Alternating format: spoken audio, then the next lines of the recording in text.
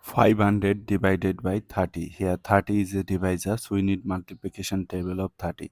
30 times 0, 0, 30 times 130, 30 times 260, 30 times 390. To find out the multiplication table of 30, just add 30 with the previous step. 0 plus 30, 30, 30 plus 30, 60, 60 plus 30, 90, 90 plus 30, 120. In this way, you can easily find out the multiplication table of 30.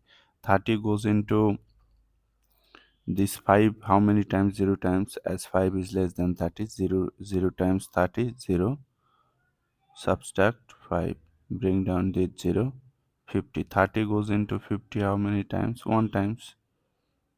1 times 30, 30, subtract, you are getting 20, bring down this 0, so you have here 200. 30 goes into 200 how many times? 7 times 210, so 6 times. 6 times 30, which is 180, subtract, you are getting 20. So our answer is 16, 16 remainder 20. But if we write answer in decimal form, then what will happen? Just take a decimal and you can take here any number of zeros, bring down the first 0. Now you have 200. Before this 0 there is a decimal must come to the quotient directly. 30 goes into 200 how many times? Again 6 times.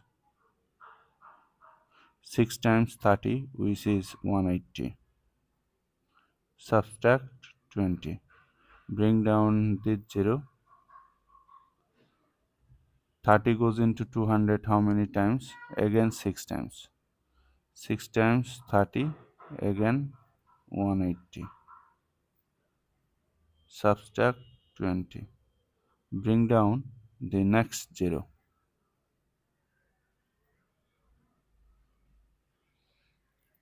30 goes into 200 how many times? Again 6 times.